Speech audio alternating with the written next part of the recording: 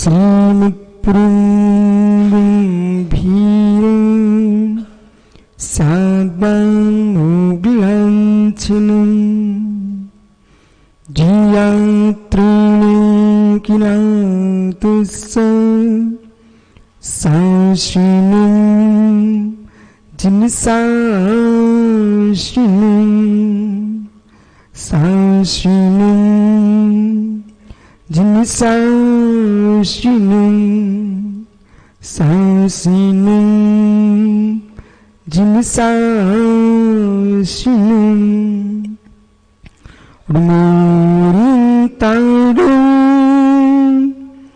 नमो सिद्धाणं नमो ईरियाणं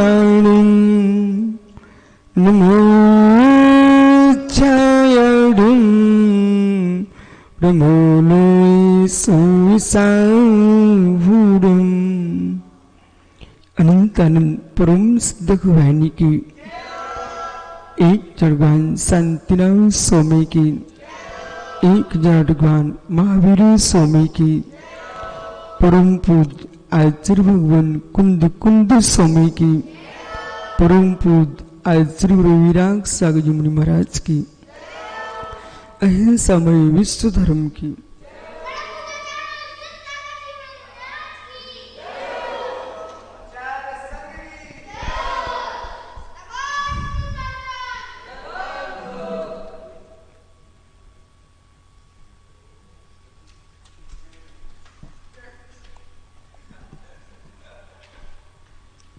बंधु,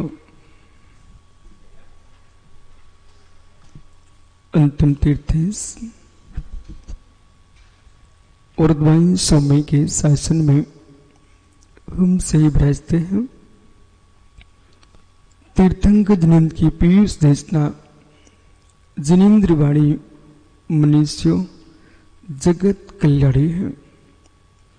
ये सर्वज्ञ शासन नमस्तु शासन जयवंत हो, जयवंत वितराग श्रवण संस्कृति। भगवान सर्वज्ञ देव ने वस्तु तत्व की जो विशद व्याख्या की है वह अलौकिक है। हर वस्तु को अनेकांत दृष्टि से देखने की दृष्टि दी है। हर वस्तु को विशालता में देखने की दृष्टि दी है और विस्तम प्रत्यक्षम सूत्र का सूत्रपात किया है। जो वस्तु विशद है, विशदता का बोध से हो रहा है, वो सम्यक ज्ञान है। ऐसा सम्यक ज्ञान प्रमाणभूत है। प्रमाण के द्वारा निज प्रमेयों को जानना और प्रमाण के द्वारा वही प्रमेयों को जानना।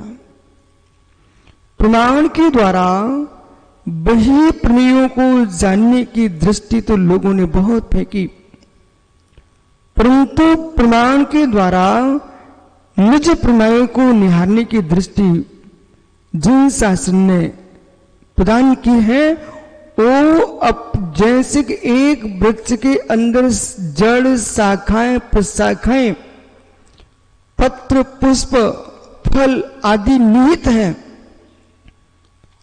ऐसे ही देखना चाहिए हमारे भाव दशा पर। ज्ञान के विषय ज्ञेय हैं, ज्ञान के विषय ज्ञेय हैं। वे ज्ञान के विषय ज्ञेय चक्रेश अंदर में भी कितने हैं। वे ज्ञान के विषय ज्ञेयों की अपेक्षा से ज्ञान अनंतता को प्राप्त है। ज्ञेयों की अपेक्षा से ज्ञान अनंतता को प्राप्त है, तो ज्ञेयों की अपेक्षा से ज्ञान अनंतता को प्राप्त है। अब अपने अंदर के ज्ञेयों को झांक झांक के निहारिए। धर्म ध्यान में अपनी आत्मा के परिणामों की विशुद्धि को ज्ञेय बनाइए। शुक्ल ध्यान की योग्यता में अपने आप को ज्ञेय बनाइए, आर्द्र ध्यान को ज्ञेय बनाइए, कसायिक भावों को ज्ञेय बनाइए, विशुद्धि भावों को ज्ञेय बनाइए, संक्लेशता को ज्ञेय बनाइए, विशुद्धता को ज्ञेय बनाइए। मित्र, मालूम चला कि बाहर को जानने के लिए समय नहीं बचा, क्योंकि मेरे भीतर ही इतना विषय है। बहिर प्रमेयों को जानने का समय ही नहीं मिला चक्रेश, बहिर प्रमेयों को जानने का समय ही नहीं मिला ज्ञानी। अंतरंग प्रमेय इतने अधिक हैं।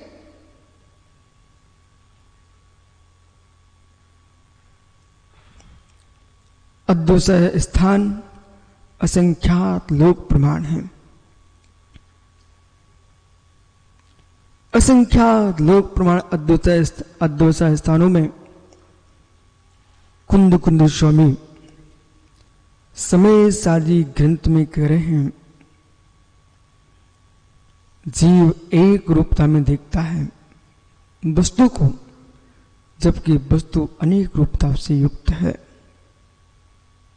बिल्कुल मध्यस्थ होकर समझना।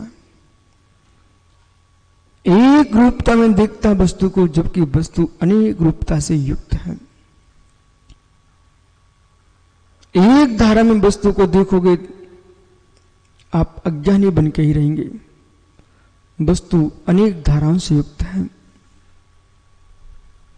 अनेक धाराओं को देखते हुए भी एक धारा को देखिए। शाखाएं प्रशाखाओं की दृष्टि से देखोगे वृक्ष अनेक रूप है। पिंड की तरफ से, स्कंद की तरफ से देखोगे तो वृक्ष एक रूप है। नीचे की जड़ों में देखोगे तब भी वस्तु अनेक रूप, वृक्ष अनेक रूप है, क्योंकि जड़ें बहुत हैं। फल की दृष्टि से देखोगे तब भी फल वृक्ष में बहुत हैं। पुष्पों की दृष्टि से देखोगे पुष्प बहुत हैं। पत्तों की दृष्टि से देखोगे पुष्प पत्र बहुत हैं। वृक्ष अनेक रूप है। फिर भी मित्र निहारना, मूल स्कंद पिंड को देखिए। बीच के मध्य स्थान को देखिए तो वहां पर आपको वृक्ष एक ही दिखेगा।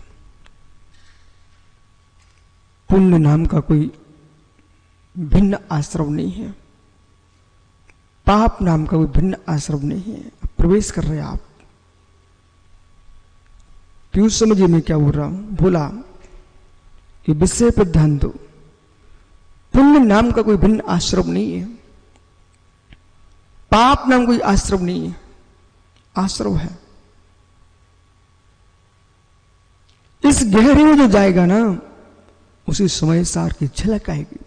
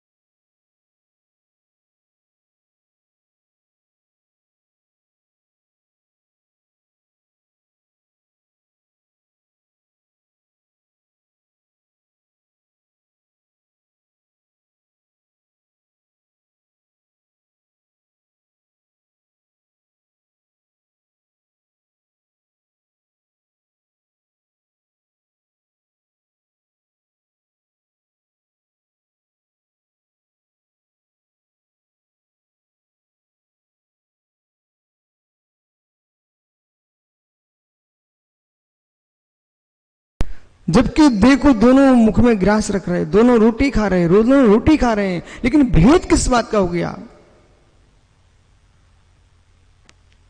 आपकी अभिप्राय ने तुम्हारे भोजन में भेद कर दिया। बेटा गुणेश, एक युवा सोच रहा है अच्छा लड्डू पेड़ा खाऊंगा, बादाम का हलवा खाऊंगा, दूध पीऊंगा, शक्ति आएगी तो मैं अच्छी संतान को जन्म दूंगा, अच्छा भोग भोगूंगा।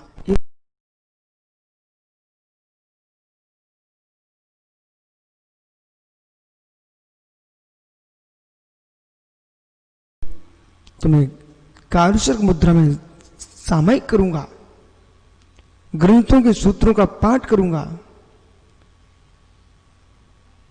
विहार करूंगा। शरीर के लिए शक्ति चाहिए। दोनों ने भोजन किया है, पर दोनों के भोजन के अभिप्राय भिन्न भिन्न थे। आश्रय बदल चुका है, आश्रय बदल गया। आंख तुम्हारे पास है, संस्कार आंख मुराज के पास भी है। आंख दोनों के पास है। एक सुबह से आंख में ठंडा पानी लगा रहा है गिलास भर के, एक अपनी आंख में ठंडा पानी लगा रहा है अपनी कमंडल से। दोनों आंख को स्वच्छ करना चाह रहे हैं, आंखें शीतल रहे, अच्छी दृष्टि रहे। पर मित्र एक देख रहा है, दृष्टि अच्छी रहेगी तो मैं जगत को अच्छे से देख पाऊंगा, जगत को अच्छे से देख पाऊंगा, व्यापार अच्छे से कर पाऊंगा, पैसे अच्छे से गिन पाऊंगा। एक योगी वो भी पानी को ठंडा कर रहे, आंखों को पानी से, और क्या निर्णय कर रहे हैं, ये आंखें शीतल रहेगी तो स्वास्थ्य अच्छा होगा, आंखें शीतल रहेंगी, इरियापद का पालन करेंगे, आंखें अच्छी रहेंगी, ईश्वर संति आदि का पालन करेंगे। बेटा मित्र, आंखों दोनों के पास है। एक आंखों से पाप में बंध रहा है, एक आंखों से पाप से मुक्त हो रहा है। ये सत्य है।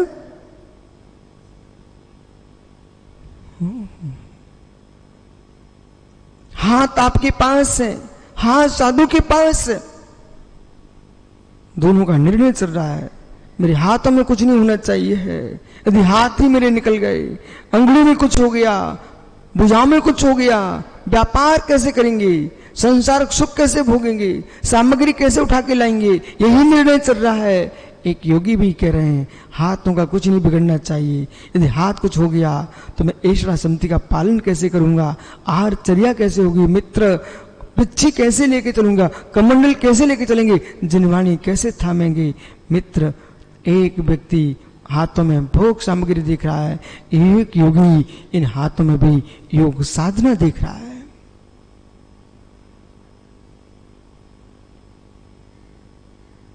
समझने की क्षमता व्यक्ति के पास होना चाहिए।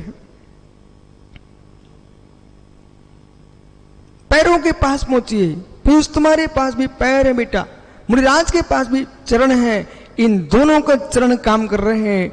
एक व्यक्ति सोच रहा है पिकनिक मनाने जाऊंगा, मैं जंगल में घूमने जाऊंगा, मैं मेरे मित्र कहां कहां नहीं जा रहा है, और एक योगी सोच रहा है मैं इरियापद से गमन करके तीर्थ वंदना करूंगा।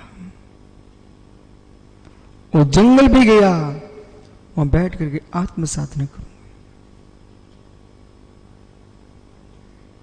एक जंगल में शेर देख रहा है, एक जंगल में शेर देख रहा है, तो दूसरा भी जंगल में शेर देख रहा है। एक उस शेर को देख रहा है जो जंगली भैंसे पर वार कर रहा है, एक उस शेर को देख रहा है जो कर्मों पर वार कर रहा है। एक सिंह त्रियंच है और एक सिंह नरसिंह योगी है।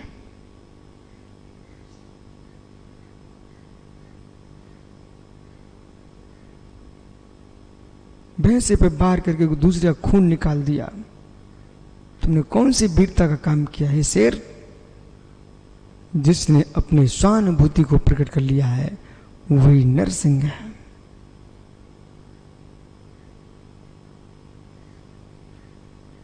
हर वस्तु द्वैत में है, हर वस्तु द्वैत में है, हर चिंतन द्वैत में है, अद्वैत में भी द्वैत में है, अद्वैत में भी। समरसी भाव की अनुभूति यही दृष्टि दिलाएगी। समरसी भाव की अनुभूति यही दृष्टि दिलाएगी। चक्रेश तुम्हारे पास मन है, चक्रेश आपके पास चिंतन है, चित्त है। चित्त में निहित नरक है, चित्त में निहित स्वर्ग है, चित्त में निहित नियोध है, चित्त में निहित मेरे मित्र परमार्थ दशा है, और चित्त में निहित पशुत्व वृत्ति है। अपने चित्त को प्रमेय बनाइए, और चित्त को प्रमेय बना करके यानी ज्ञान का विषय बना करके अपने ज्ञान से अपने मन को देखिए। सुखी ज्ञान से सुखी मन को निहारिए। ओ मन, तो सीधा भी चल सकता है, उल्टा भी चल सकता है। और जैसे मन की दशा होती है वैसे व्यक्ति की प्रवृत्ति बनना प्रारंभ हो जाती है।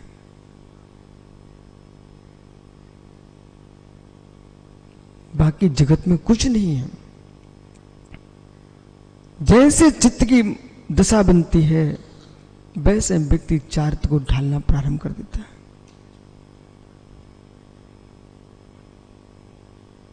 मन पर नियंत्रण नहीं जिसका, सांसों पर नियंत्रण नहीं जिसका, वो व्यक्ति कभी शांत नहीं बैठ सकता। स्वकीय सांसों पर नियंत्रण होना चाहिए, स्वकीय मन पर नियंत्रण होना चाहिए, अपने मन को ज्ञेय बनाना चाहिए। ओह भैया मनोज, हरियाणा, जब तुम्हारा बेटा छोटा था, शिशु, आप दोनों पति पत्नी एक साथ बैठ करके भोजन कर रहे थे। इसी बीच में चक्रेश का बालक छत की मुड़ेर पर घूम रहा था। इनके मुख में ग्रास होता था, इनके मुख में अपनी पत्नी से बात होती थी, लेकिन दृष्टि मुड़ेर पर घूम रहा बच्चा, ये नीचे ना गिर जाए। पत्नी से बात हो रही है, मुख में भोजन चल रहा है, ग्रास है, लेकिन मुड़ेर पर बच्चा घूम रहा है। मुड़ेर पर, छत की मुड़ेर पर बच्चा घूम रहा है। ये गिर ना जाए, ये गिर ना जाए। ऐसे अहो निर्गंथो, तुम दुनिया से बात करो, श्रावक घर में आहार करो, लेकिन विशुद्धि का बच्चा कहीं मुड़ेर से नीचे ना गिर जाए।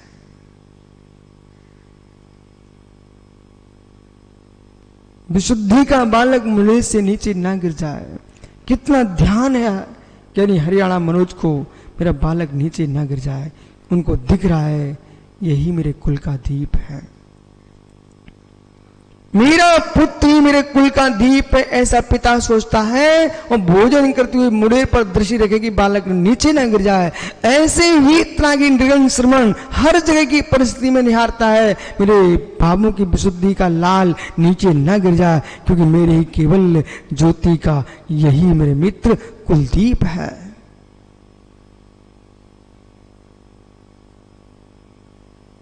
भाव नीचे गिरा करके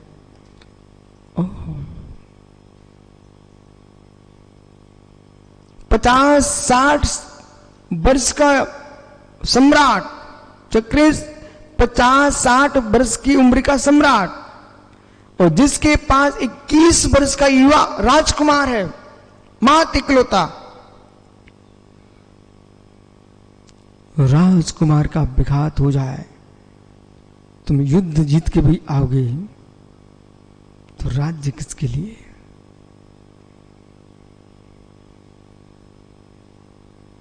उम्री ज्ञानी सुरहा क्या मित्र समझ अज्जू भाई, 21 वर्ष का युवक राजकुमार, और राजकुमार का विघात हो जाए, युद्ध किसके लिए जीता जा रहा है? अनिल कनाडा मित्र, आपको मालूम है कि मेरे जीवन की आयु के निषेध बहुत सारे निकल चुके हैं। अब जो भी अर्जन चल रहा है, व्यापार चल रहा है, मन में एक भाव तो आता है, हमारी संतान भोगेगी, हमारे पुत्र पुत्रियां अच्छे से रहेंगे, समाज में अच्छा नाम रहेगा, इतना ही तो भाव है। मित्र, वंश में जिसके कोई बचे ना, उसके व्यापार के कदम नीचे गिर जाएंगे, हिम्मत टूट जाएगी। बोले क्यों? जिनके लिए हम कमा रहे थे वे तो कोई है ही नहीं अब, ये धन किसके लिए, ये धन किसके लिए? ऐसे भी तरह के दिगंबर मुनि बन के जीता है मात्र आत्म विशुद्धि के प्राणों की रक्षा के लिए, गुणस्थान वृद्धि के लिए। और यदि उस आत्म विशुद्धि की संतान के प्राण निकल जाएं, बेटा साधना की संपत्ति किसके लिए? बोलो भैया, साधना की संपत्ति किसके लिए? जब विशुद्धि नहीं है तो किसके लिए? साधना का अधिकरण आत्मा होगी और विशुद्धि का अधिकरण भी आत्मा होगी। साधना का सत्य आत्मा में होगा, विशुद्धि का सत्य भी आत्मा में होगा। साधना के सत्य को सत्य कहने की, साधना के सत्य को सत्य कहने की क्षमता कोई देता है, उसका नाम विशुद्धि का सत्य होता है। अब चक्रेश तुम पंडित हो, पंडित की भाषा में आप समझ जाइए मैं क्या बोल रहा हूं। अब बोला लिखते रहो, तुमको कुछ भी समझ में आने वाला नहीं है। साधना के सत्य को, सत्य साधना के सत्य को महात्मा जी प्रयोग साधना के सत्य को, आज की कक्षा का प्रयोग है ये, साधना के सत्य को, और चक्र तुमको समझ में आना चाहिए। साधना के सत्य को, साधना के सत्य को सत्कार देने वाला कोई है तो विशुद्धि का सत्य है। साधना का सत्य तभी सत्य है जब विशुद्धि का सत्य है। विशुद्धि के सत्य का असत्य हो जाए तो मेरे मित्र, तुम्हारे जगत की दीक्षा के सत्य की क्या फायदा? सत्य पुरुष वही होता है जो सतगुणी होता है। सत्य पुरुष वही होता है जो सतगुणी होता है। सतगुणी सतगुण अस्तित्व न हो, सतगुण का अस्तित्व हो तो सदगुणी न हो, सदगुणी न हो तो सतपुरुष न हो। सतपुरुष की सत्ता को देता है सत ही देता है। विशुद्धि का सत्य साधना को सत्य देता है। विशुद्धि का सत्य साधना को प्रशंसनीय बनाता है।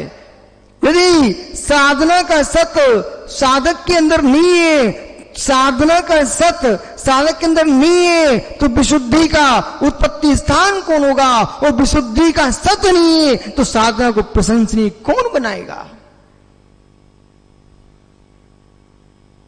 सत्य विद्यमान अस्तित्व, सत्य प्रशंसार्थ, सत्य प्रतिज्ञार्थ, सत्य इच्छार्थ, सत्य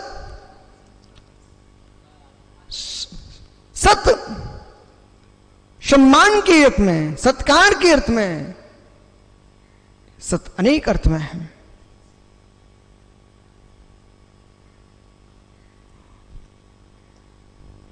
बहुत स्वामी पधारिए, सत्कार है। बहुत स्वामी पधारिए, सत्कार है, आपका सम्मान है। एक क्षण को बैठना, अमन शांति से घर के गेट पर खड़े होकर के जैसे हाथ जोड़ करके अनिल कनाड़ा मुरझाज से कहता, भो स्वामी नमोस्तु, आपका सत्कार है, प्रवेश कीजिए मेरे चौके के अंदर। ऐसे मित्र शांत बैठ करके अपने भावों से आपने अपने घर के रसोई घर में जैसे साधु को प्रवेश कराया है, सत्कार के साथ। चक्रेश विशेष बात, आपने जैसे अपने घर में साधु पुरुष को प्रवेश कराया है सत्कार के साथ, ऐसे मेरे लाल अपने उन भावों को प्रवेश कराइए सत्कार के साथ। उन भावों का सत्कार है, जो भाव मेरे सदगति में सहकारी है। मैं मात्र वही साधु हूं जो सत है। मेरा साधु सतभाव है। मेरे साधु सद्भाव जो है उसका सत्कार है। सत्कार क्यों है? क्योंकि मेरा साधु भाव सदगति का कारण है। नहीं समझ में आ रहा? मेरा साधु स्वभाव मेरी सदगति का कारण है। मेरा साधु स्वभाव मेरी सदगति का कारण है। इसलिए अपनी सदगति के कारण का सम्मान करो, सत्कार करो।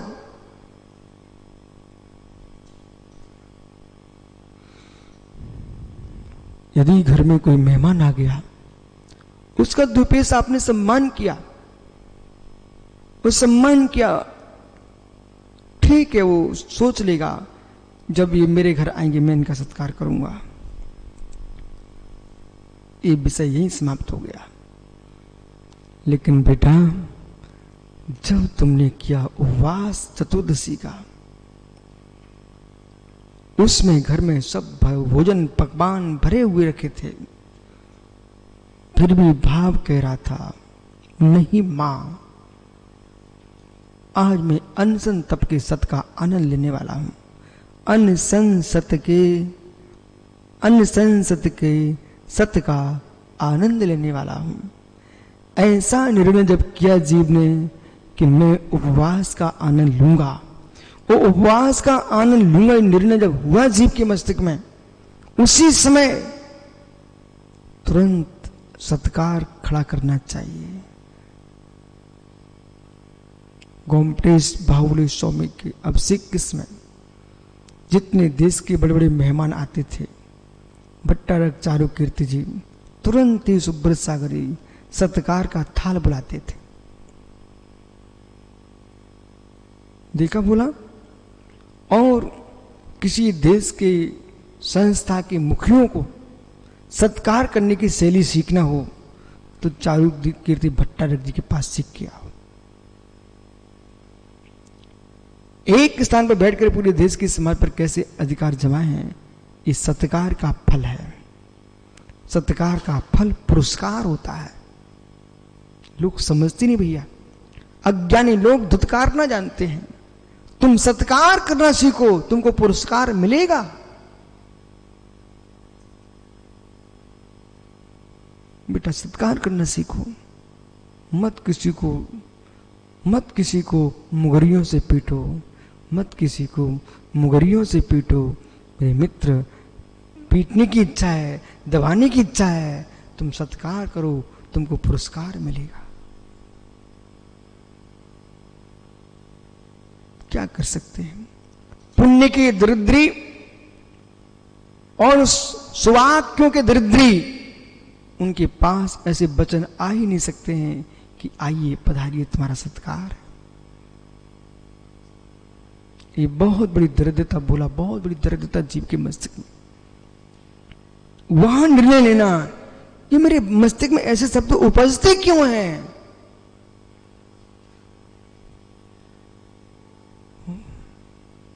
एक रहस्य की बात समझो। बोला, हर खेत में आपको केंचुए नहीं मिलेंगे। हर स्थान पर बोला आपको छोटे छोटे मेढक नहीं मिलेंगे। बरसात की गिजाइयां भी एक क्षेत्र विशेष में बहुत दिखाई देती हैं। केंचुए भी, जैसे हम लोग यहां से जाते ना, एक ऐसा स्थान पड़ता रास्ते में जहां शुद्धि को जाते हैं, वहां आपको केंचुए मिलते, आगे केंचुए नहीं मिलते। और कुछ दूरी पर गेट के बाहर निकलो, वहां मेढक मिलते, फिर आगे मेढक ही नहीं मिलते। बस यही रहस्य है। यहां की मिट्टी इन्हीं सम्मूर्छनों के योग्य है, वहां की मिट्टी उन्हीं सम्मूर्छनों के योग्य है। ओहो, ये रहस्यमय उपदेश पीयूष विद्वानों के बीच में प्रवचन हो तो ये रहस्य खुलते हैं। वहां की मिट्टी में वही योग्यता कि यहां मेढके ही उत्पन्न होते हैं। यहां की मिट्टी में यही योग्यता, यहां पर केंचुए सम्मूर्छन होते हैं। खंडी आपके चंदेरी में खंडारगिरी पिछले वर्ष हम लोग दर्शन करने गए, चंदेरी बुंदेलखंड में खंडारगिरी दर्शन करने गए। अंत में हम लोगों को भगवान के दर्शन नीचे से ही करना पड़े, मतलब उस सीढ़ियों पर एक एक बिलस्ट पर हजारों, याद है भैया, हजारों गजाइयां, ऐसी मोटी परतें लगी गिजाइयों की। उनके अनुकूल वातावरण था, उनके अनुकूल वातावरण था, वो क्षेत्र उनकी उत्पत्ति के योग्य योनि स्थान था। जैसे मिट्टी के नियोग से, जैसे जलवायु के योग से, क्योंकि सम्मूर्छन जीव की परिभाषा ही आगम में लिखी हुई है, सम्मूर्छनम। सम्मूर्छनम चक्रेश परिभाषा क्या भाई? सम्मूर्छनम, समित सागर, सम्मूर्छनम की परिभाषा जो चारों ओर से मूर्छन करे, ग्रहण कर ले, योग्य जलवायु के मिलने पर जो शरीर की उत्पत्ति है उसमें जीव जन्म ले ले, उसका नाम सम्मूर्छन। ऐसे ज्ञानियों जिनके मस्तिष्क की ऐसी ही जलवायु है, ऐसी ही योग्यता है कि उनके मस्तिष्क में अच्छे विचारों का जन्म होते ही नहीं है, वहां तो केंचुए ही निकलते हैं, वहां तो गिजाइयां ही निकलती हैं। विश्वास रखना, जहां पर मस्तिष्क में उल्टे सीधे विचार आए, तुम समझ मेरा योनि स्थान, मेरा मस्तिष्क ऐसी उत्पत्ति स्थान बन चुका है कि सत्कार करने के शब्द हमारे मस्तिष्क में उत्पन्न होते ही नहीं है। ये सम्मूर्छनों का मस्तिष्क बन चुका है।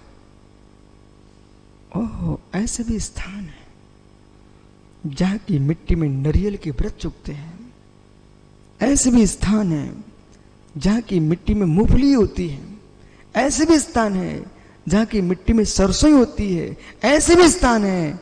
यानी आपके यहां करेली का गुड़ कब से प्रसिद्ध है, वहां कब से गन्ने हो रहे हैं, वहां की मिट्टी में से योग्यता है, उनकी मिट्टी में से योग्यता है। छत्तीसगढ़ की मिट्टी में मेरे मित्र धान कब से उग रहे हैं, मिट्टी की योग्यता है। बिहार में यहां पर केले, मेरे मित्र लीची, आम, धान्य, यहां की मिट्टी की ऐसी योग्यता है। हरियाणा क्षेत्र में चले जाओ, शास्त्रों में लिखा पहले से ही, चक्रेश हरियाणा के क्षेत्र के बारे में लिखा है पहले से शास्त्र में। ओहो, हरियाणा प्रांत में जाओ, वहाँ दूध घी के भंडार हैं, और वहाँ संतान को जन्म देना हो तो हरियाणा में जाके रहना चाहिए, बलिष्ठ संतान होती है, ऐसा शास्त्र में लिखा। क्यों? वहाँ का गेहूं, वहाँ का दूध और चावल अत्यंत बलिष्ठ है, क्योंकि वहाँ की भूमि की ऐसी योग्यता है। इसी प्रकार से ज्ञानियों, ये विषय कितना गहरे में जा रहा है, इसमें आप गोमठ साल लगाइए, इसमें जीवकांड कर्मकांड दोनों लगाइए, इसमें आप मेरे मित्र सारे आगमों के सूत्रों को लगाइए, बंदित को पाणम को सूत्र भी लगाना पड़ेगा। अब यह संस्कार ऐसा नहीं कह सकते बेटे, तेरे मकान की दीवार से दीवार लगी होती है और उस घर में रोज गाली बकी जाती है, और एक घर में वही दीवार से दीवार लगी है या नमोकार का पाठ चलता प्रतिदिन। ये क्या है? दीवार तो बीच में आ गई ना, ये तो बहुत दूर हो गई। आप टेंशन मत लो, आप तो यही खेत, इस बगीचे की बासो कुंड महावीर भगवान की इस भूमि को देखिए बेटा, यहां पर तुम देखो, बगल बगल में आम लगा है, बगल में लीची का वृक्ष लगा है, वहीं नींबू केला लगा हुआ है, बिल्कुल कोई अंतराल ही नहीं है, वही मिट्टी वही खेत। पर बीज का भी अपना काम देखो, एक में खट्टा स्वाद आ रहा है, एक में मीठा स्वाद आ रहा है। मित्र, अपने अपने बीज का भी प्रभाव है, तुम्हारा बीज ही ऐसा है। क्या कर सकते हैं आप? इस बात को सुन करके यदि कोई अज्जू भाई कोई गाली दे जाए, पड़ोसी तुम्हारा, इसमें रोने की क्या जरूरत है आपको? मुस्कुराना चाहिए। बोले क्यों? इसका बीज ही ऐसा है। और मैं भी गाली देने लग गया तो इसके बीज में मेरे बीज में कोई भेद ही नहीं होगा। कोई गाली देगा, हम तो नमोकार सुनाएंगे।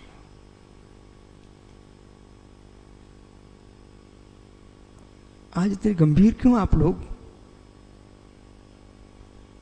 है?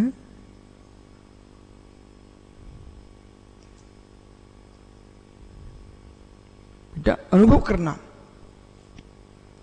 आप अपने पड़ोसी नगरों के बारे में देखना, बोले हमारे नगर में इतना धार्मिक उत्साह क्यों? और एक चम्बल पार करके देखो आप, वहां इतना उत्साह क्यों नहीं है? मोहल्ले मोहल्ले का फर्क पड़ता है, घर घर का अंतर पड़ता है।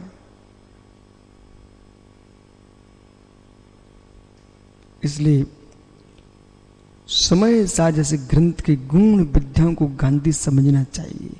इस विषय को निकाल दो, हम युवा हैं, बच्चा हैं, हम ग्रस्त हैं, समझ में नहीं आएगा। मित्र, उतारने के लिए मुनि बनना पड़ेगा, समय सार उतारने के लिए उतारना पड़ेंगे, पर समय सार को समझने के लिए भी उतारना पड़ेगा। असमय सार जो भर के रखा है उसे हटाना पड़ेगा।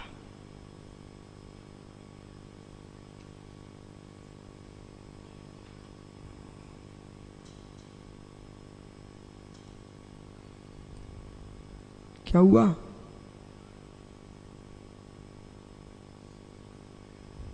पीयूष देखो उनकी चेहरा। भैया भैया विश्वास मानो, अंदर की बात गहरी है।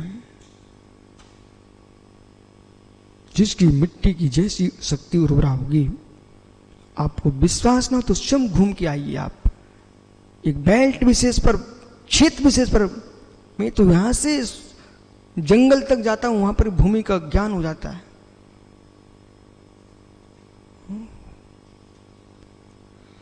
और फिर उस भूमि के ज्ञान के साथ उस भूमि में जो एक इंद्रिय जीव है उसके पुण्य पाप का भी ज्ञान हो जाता है मुझे तो। इसी स्थल पर जिनालय क्यों? यहां की पृथ्वी में जो एक इंद्रिय जीव है उसका तीव्र ईशाकीर्ति नामक्रम का उदय है, इसलिए यहां जिनेन्द्र देव का मंदिर बनके जय जयकार हो रहा है। मैं थोड़ी दूर चल के देखो, वहां संडा से बना हुआ है। उस प्रदेश के जीवों का पुण्य छीन है, यहां मल गिर रहा है। बालकों, बेटा जब जब अपने हाथ में ऐसे अभिषेक जिनवाणी लो ना अवरल, उसमें बेटा चेहरा मत बनाना पसेरी जैसा, उसमें खुश होना इस बात पर, ओहो विश्वा घर में होता तो मोड़ी मोड़ा की पुंथरियां धोते मिलता। विश्वा अभी तक तो 4-5 बच्चों के मल धो चुका होता। बेटा देख इधर, जब जब स्वातम जिनवाणी हाथ में आए, जिनवाणी हाथ में आए, तब कहने सागर ज्ञानी से, बेटा अवभाग्य मानो, गोबर उठाना पड़ता गोबर, आज तुम्हारे हाथ में जिनवाणी है, 3 लोग की वाणी है, अवभाग्य है। अनुराग भाई, किसी बारात में दुल्हन की फोटो खींचता मिलता तू? ओह, यहां कैमरा लिए मुनियों की भगवान की तस्वीर निकाल रहा है। पता नहीं कैसे कैसे चित्र निकालते फिरता। अपना पुण्य मानो पुण्य, अवभाग्य मानो अवभाग्य।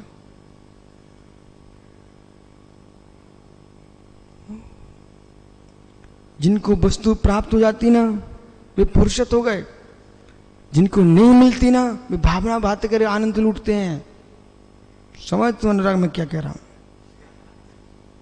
जिनको प्राप्त नहीं हुई ना वे कितनी लंबी भावना भाएंगे, पुण्य कमा रहे हैं, हर्षित हो रहे हैं।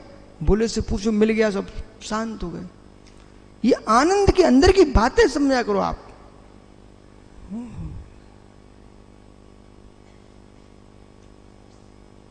क्या लिख रहे हैं कुंद देव समय सार जी में पुण्य पाप अधिकार में गाथा लिख रहे हैं। वो गाथा यहां पर संग्रहित की गई है समरसोत्तम में। उस गाथा की भूमिका के लिए मैं इतनी बात आपसे कर रहा हूं। मित्र मित्र मित्र, पुण्य पाप को देखो एक दृष्टि से, पुण्य पाप को देखना बंद करो, आश्रम को देखो एक दृष्टि से। समझने का प्रयास करो। पुण्य पाप को देखिए आप, पुण्य पाप को देखना बंद करो, आश्रम को देखो एक दृष्टि से।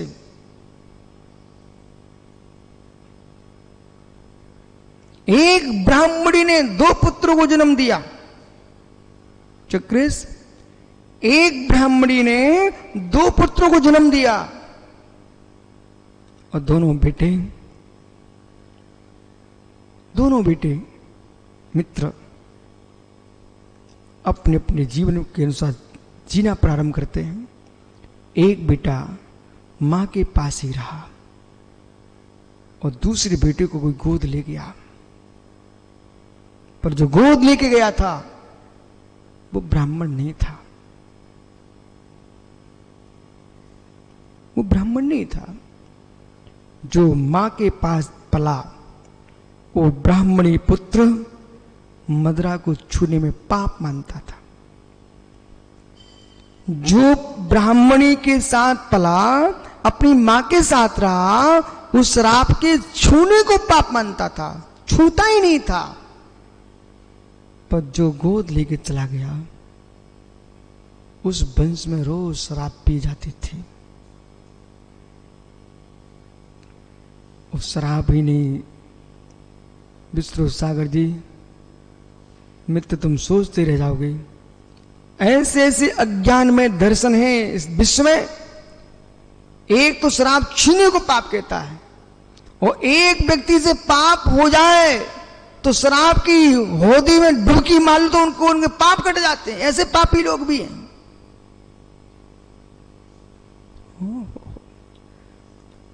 एक बार मुझे ऐसे स्थान पर रुकना पड़ गया तो मुझे रहस्य मालूम चला कि बहुत बड़ी बिल्डिंग थी और दूर पर उनका स्थान बना हुआ था। तो लोगों ने कहा, महाराज जी यहां की परंपरा पता है आपको? मैंने क्या? यदि यहां कोई अपराध हो जाए तो जैसे वैदिक दर्शन में चिन्ह मित्र देते हैं कथा पुराण के बाद, तो वो तो उसमें चिन्ह मित्र दूध आदि सामग्री देते हैं, मिश्री देते हैं। लेकिन ऐसे भी अज्ञानी लोग हैं जो यूं कोई हाथ करते उसको मदरा पिलाते, बोले तेरा पाप कट जाएगा।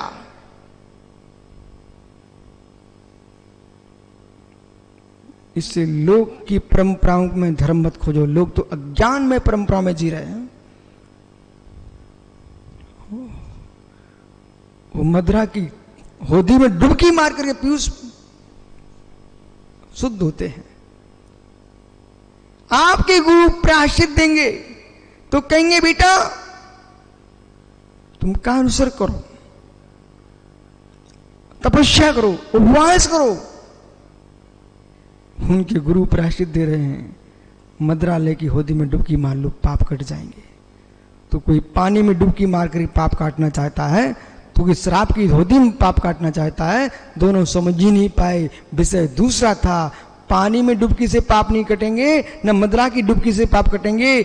जैसे जल शीतल होता है, ऐसे शीतल स्वामी क्षमा आदि गुणों से युक्त अपने आत्मा में निमग्न हो जाओ, उससे पाप कटेंगे। जैसे मद हट जाए तो बुद्धि ठीक हो जाती है, ऐसे मेरे मित्र मोह का मदरा हटा लो, तेरी आत्मा पवित्र हो जाएगी।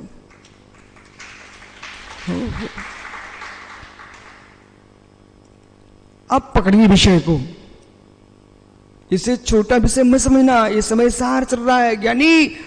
और जैसे एक अपने आप को मदपाई मान रहा है क्योंकि बेटा पलाओ उसके यहां है, और एक अपने आप को ब्राह्मण पुत्री कह रहा है। पर ईमानदारी से बोलो, स्वातम बेटे किसके हैं? दोनों पुत्र किसके हैं? पुत्र तो ब्राह्मण के हैं। ऐसे ही पुण्याश्रव पापाश्रव। समझ करो ये भूमिका किसकी? पुण्याश्रव पापाश्रव। ये दो भेद किसने किए हैं? इस संगति का भेद है, आश्रव का भेद नहीं है। संगति के भेद ने आश्रम भेद कर दिया है, लेकिन वास्तव में आश्रम तो एक रूप है। आश्रम किसका हुआ है? नहीं आ रहा समझ में? नमकीन नमकीन पुड़ी, नमकीन पुड़ी, मीठी पुड़ी, नमकीन पुड़ी, मीठी पुड़ी, ये भेद किसने किया है? क्या नहीं ग्वालियर? नमकीन पुड़ी और मीठी पुड़ी। आटा तो तू एक ही लेके आया था चक्की से, लेकिन जिस आटे में नमक घोल दिया है उसकी नमकीन पुड़ी बन गई है मन, और जिसमें आपने शक्कर घोरी है उसकी मीठी पुड़ी बन गई। पर बेटा आटे से पूछो आटा क्या है? नमकीन आटा है, मीठा आटा है। जैसे आटे में भेद नहीं है ऐसे आश्रम में भेद नहीं है, आश्रम भेद नहीं है। आपने मन वचन काय का शुभ प्रयोग किया तो शुभ आश्रम हो गया, अशुभ प्रयोग किया सो अशुभ आश्रम हो गया, परंतु फल आपको शुभ अशुभ भोगना ही पड़ेगा। क्योंकि परंतु आटा तो वही है, आश्रव तो वही है। एक दृष्टि। दूसरी दृष्टि में प्रवेश कर रहे हैं अब।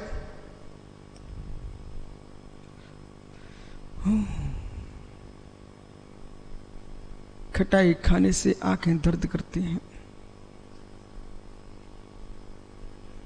खटाई खाने से अनंग सागर जी आंखें दर्द करती हैं। हे मित्र, तो फिर पंकज पुत्र ने कहा गुरुजी खटाई नहीं खाना, आपको हम आम का मुरब्बा खिलाएंगे। खटाई नहीं खाना, आम का मुरब्बा खाना आप। तो गुरुजी ने कहा ठीक बेटा। उसने खटाई नहीं खिलाई, सीधे आम के पीस नहीं खिलाए, मुरब्बा बनवा दिया, वो अंजलि में दे दिया, लेकिन आंखें तो फिर भी दर्द कर रही थी। बोले बालक ये क्या हुआ? बोले नहीं, हमने तो आपको मुरब्बा दिया था ना आम का, खटाई कहां दी आपको? बालक तुझे पता होना चाहिए, तूने मुरब्बा बना लिया है, पर बनाया किसका है? अंतर इतना हो गया, सीधा आम लेता तो खट्टा खट्टा लगता, मुरब्बा बना करके मीठा लग रहा है, लेकिन है तो खटाई। ऐसे ऐसे ज्ञानी अब गाथा को पढ़िए क्या करे। कम्मम मसु कुशीलम सुकम्मम चावे जान सुशीलम, कहाता होद सुशीलम जन संसारम पवन से दी। भगवान कुंद कुंद स्वामी समय सार पुण्य पाप अधिकार में कहते हैं कम्मम मसु कुशीलम, अशुभ कर्म कुशील है, अशुभ कर्म कुशील है। सुकम चाहे जान सुशीलम। ये जगत की दुनिया में क्या कहते हैं? अशुभ कर्म कुशील है, शुभ कर्म सुशील है। विभाग ऐसे ही कहता है, अशुभ कर्म कुशील है, शुभ कर्म सुशील है। पहले अंतर तो डालना, ये भी सत्य है, मुरब्बा का स्वाद मुरब्बा ही होगा और आम का स्वाद आम रूपी होगा। स्वाद में अंतर है, स्वाद में अंतर है, स्वाद में अंतर है, लेकिन फिर भी अंदर के गहरे परपाक में जाओगे तो बेटा एक रूप है। वो आम का मुरब्बा जो बना है उसमें ही आपने मिलाई है क्या? चाशनी। बराबर ऐसे ही आपका जो योग है, योग, उसमें आपने पाप की चाशनी मिलाई तो अशुभ हो गया, और पुण्य की चाशनी मिलाई शुभ हो गया। लेकिन अध्यात्म विद्या क्या कही? वो वस्तु को देखेगी, वो वस्तु को देखेगी, वस्तु को देखेगी, वस्तु देखेगी। अरे कैसे आप कह रहे हो सुशीलम?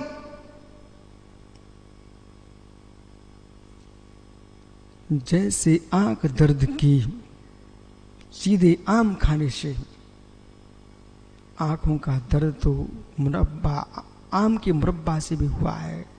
खटाई जाने से आंख में दर्द होता है, धातुएं छीड़ होती हैं, शरीर की विकृत होती हैं। युवाओं को तो खटाई नहीं खाना चाहिए, बहुत ज्यादा खटाई नहीं खाना चाहिए, शक्ति छीड़ होती बेटा। और शक्ति छीड़ होती है, अम्ल तत्व की वृद्धि होती है, पित्त भड़कता है और फिर खाज खुजली होते हैं, खाज खुजली होते हैं। एक बहुत खोटा शब्द मैं प्रयोग नहीं करूंगा, पर सार की बात बता रहा हूं। अधिक खटाई खाता है ना, उसको नपुंसकता भी आ जाती है।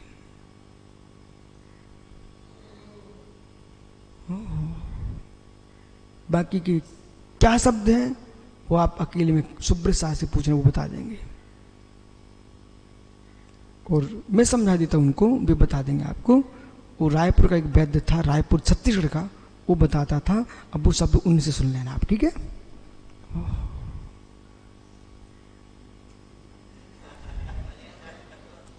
पर्यायवाची तो ऐसा है जिसने खाई खटाई, बाकी आगे आप लगा लीजिए। बेटे की मां भग जाएगी। हे मित्र समझिए यहां क्या कह रहे हैं।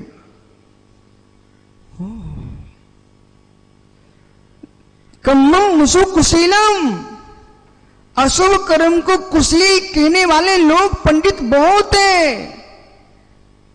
शुभ कर्म का हो सुशीलम, शुभ कर्म सुशील कैसा।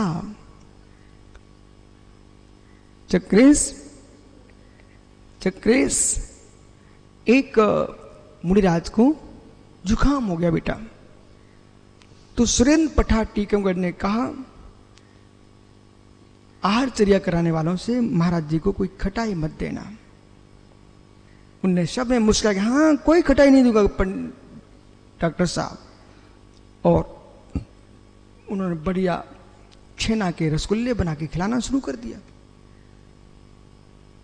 छेना के रसगुल्ले खिलाए और बढ़िया छेना खिलाया, पनीर खिलाया। डॉक्टर साहब की दवाई खाते खाते महाराज को 8 दिन हो गए, जुकाम ही ठीक नहीं हो रहा। फिर कहे वो डॉक्टर साहब दवाई तो खत्म होगी लेकिन जुकाम तो ठीक नहीं हुआ महाराज जी का, और खांसी और बढ़ रही है। उन्होंने कहा बहन खिला के आ रही हो? बोले कुछ नहीं, आपने कहा खटाई मत देना। बोली हो नहीं सकता। देखो सुब्रत शाह इतनी निडरता, अपने पर विश्वास होना चाहिए।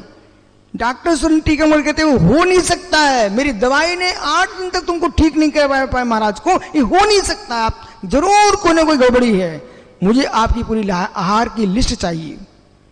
वो बहुत अच्छे आदमी है, तेज, ऐसे नहीं मानते। बोले आप तो पूरी लिस्ट दो, एक लिस्ट दो। उन्हें ये तो गिना दिया आम नहीं दे रहे, अमचूर नहीं दे रहे हैं, पर ये नहीं गिनाया कि हम उनको रसगुल्ले छेने की खिला रहे हैं। पर एक दूसरी बहन कहती बहन ये सफेद रसगुल्ले सोए दिए थे। डॉक्टर साहब समझ गया हाँ तुमने सफेद रसगुल्ले खिलाए थे। बोले रसगुल्ले बने कैसे थे? बोले कुछ नहीं, वो छेना नींबू डाल के फाड़ा था। बोले बहन तुमको पता होना चाहिए है, जहर किसी में मिला के दो मृत्यु होगी। और डॉक्टर साहब बोले आज से मेरी दवाई बंद, आपके रसगुल्ले चालू। बोले आप लोग मेरे हॉस्पिटल को बदनाम करोगे, मुझे बदनाम करोगे कि डॉक्टर सुरेंद्र जैसे वैद्य ने पठाने उपचार नहीं कर पाए महाराज साहब का। जब उन्होंने डांटा ना तभी रसगुल्ले छूटे, और जैसे रसगुल्ले छूटे दूसरे दिन महाराज जी का स्वास्थ्य ठीक हो गया। अब ज्ञानी पकड़िए, ऐसे जो जीव कर्म की व्यवस्था को नहीं समझता, वो मात्र ये सोचता है अशुभ कर्म कुशील है, अशुभ कर्म कुशील है। जिसको मात्र स्वर्ग अच्छा लगता है, नरक बुरा लगता है, वो ऐसा बोलेगा। जिसको संसार का भ्रमण ही अच्छा नहीं लगता, वो यूं कहेगा कम्मम सुकुशीलम सुकम्मम का हो सुशीलम। जम संसारम पवन सेदी, अरे ज्ञानियों कम्म सुकुशीलम सुकुम चाबे जान सुशीलम वाह सुशीलम ता का हो सुशीलम जन संस पवन सेदी।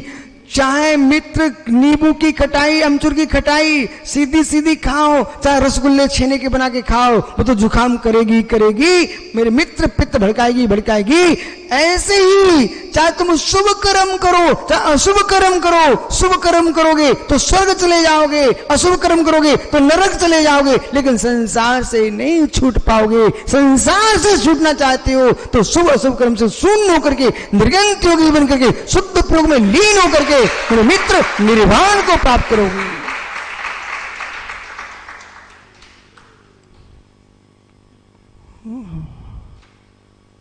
अब देख लीजिए आपको क्या चाहिए। खटाई खा के रख ली सुरक्षा शरीर की। पहलवान खटाई नहीं खाता तुम राज क्या खा पाओगे।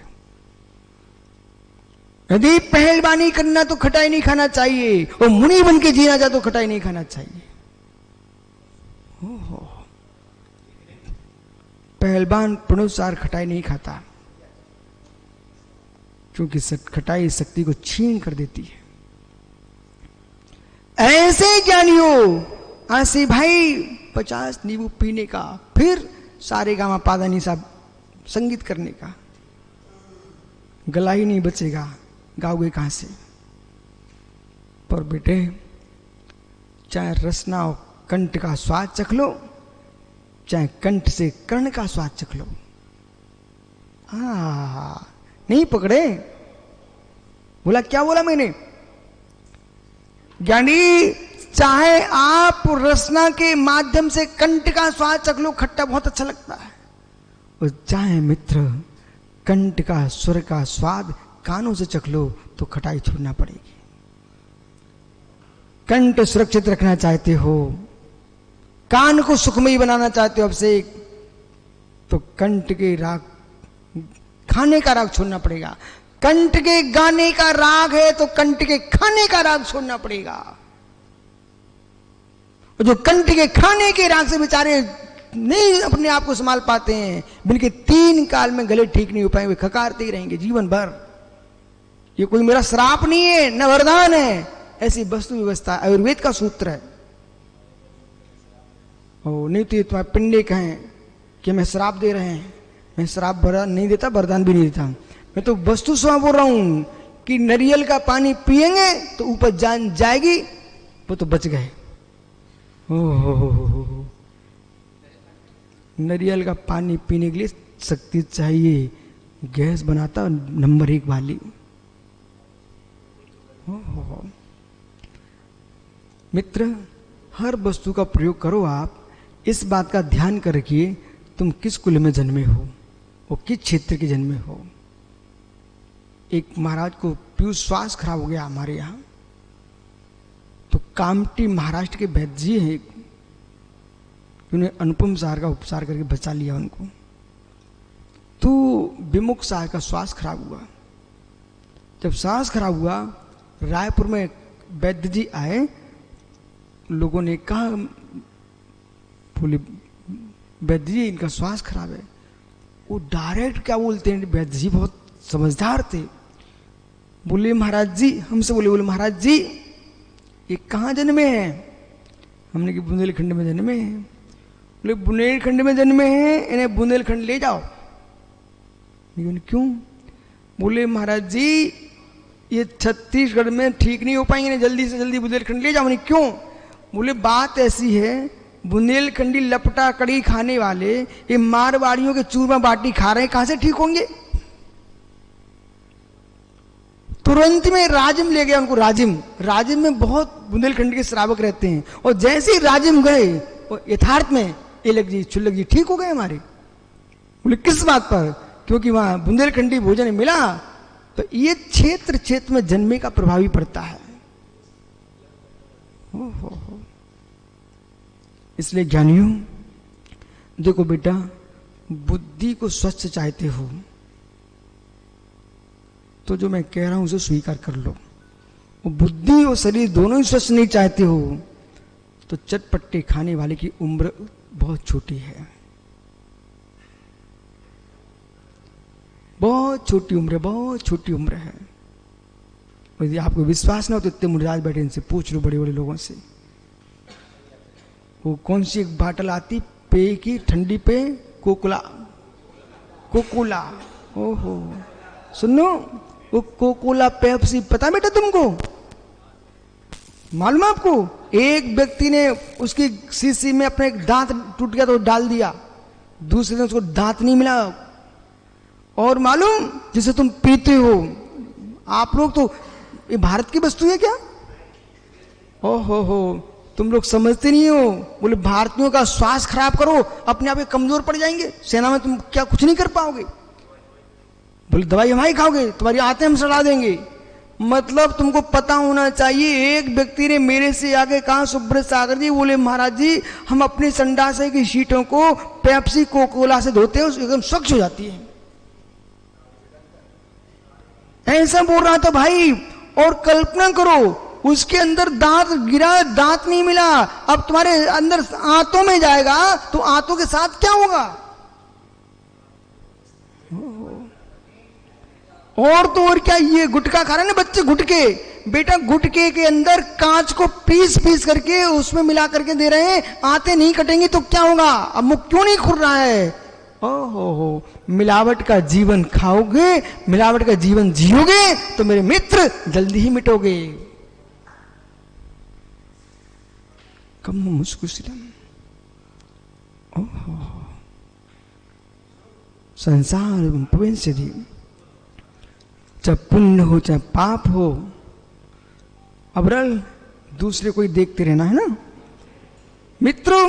चाहे पुण्य हो जो पाप हो, संसार बंद की दृष्टि से देखोगे ना, है मुमुक्षु, बंद की दृष्टि से देखेगा तो कुंद कुंद कहेंगे, सूरम पीडिगलम बंदे कालाशम पुरुषम बंदे जीव स्वाम कन्नम।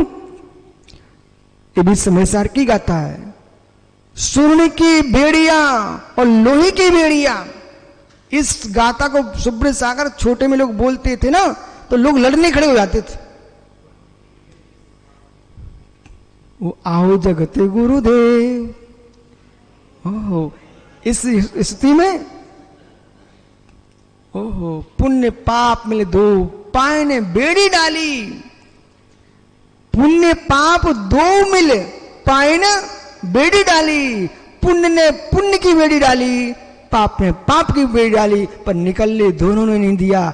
इसलिए यहां पर लिख रहे हैं, स्वर्ण की हथकड़ियां बेड़िया, चाहे मित्र लोहे की बंद दी। बेड़ी चाहे सोने की हो चाहे लोहे की, परंतु बंद दी, दोनों बेड़ियां बांधती हैं। इसी प्रकार जीव को शुभ अशुभ कर्म बांधते हैं। अंतर इतना एक सुख साता रूप होता है, एक असाता रूप होता है, लेकिन बंद दोनों ही हैं। संसार अपेक्षा मुक्त अपेक्षा, मुक्त अपेक्षा संसार के सुख की अपेक्षा से सोने की बेड़िया अच्छी है। लेकिन बंद की दृष्टि से देखोगे ना बेटा, संसार भ्रमण की दृष्टि से देखोगे तो दोनों संसार में रोक के रखे हुए हैं। शेष आगे विचार करेंगे। आपको समय हो गया, कल फिर आओगे यदि पर्याय तो पुनः चर्चा करूंगा। आत्मा स्वभाव परिभाव भिन्नम, आत्मा स्वभाव परिभाव, आत्मा का